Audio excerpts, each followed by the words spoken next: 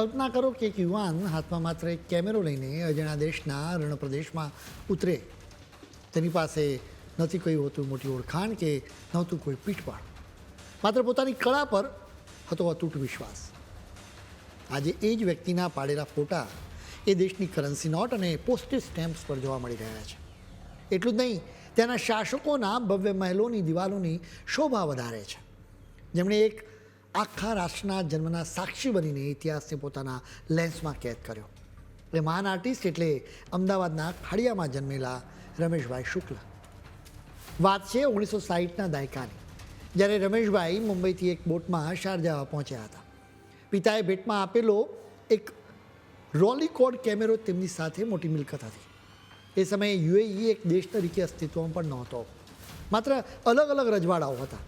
રમેશભાઈએ એ રેતીના રણ અને ત્યાંના સામાન્ય લોકોના જીવનને કંડારવાનું શરૂ કર્યું.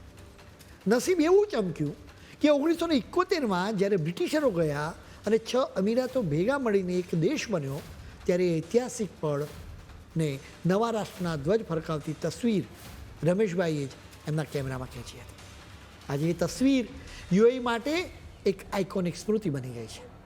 આ 6 અમીરાતો અને એમાં જે સામેલ દેશો છે એમાં શારજાહ, દુબઈ, અજમાન, અબુધાબી, ફુજેરા અને અલ કેવેન.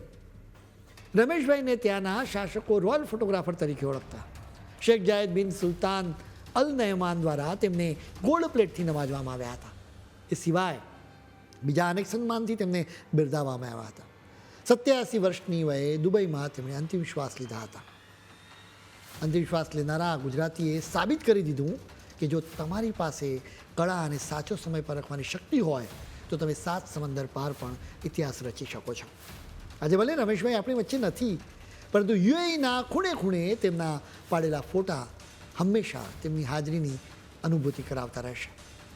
15મી ફેબ્રુઆરીએ રમેશભાઈનું નિધન થયું હતું.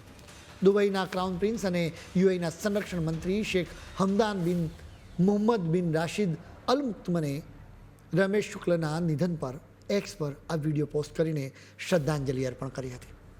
આ વિડીયોમાં રમેશભાઈ દ્વારા લેવામાં આવેલી તસવીરનું મ્યુઝિયમ દર્શાવવામાં આવ્યું હતું.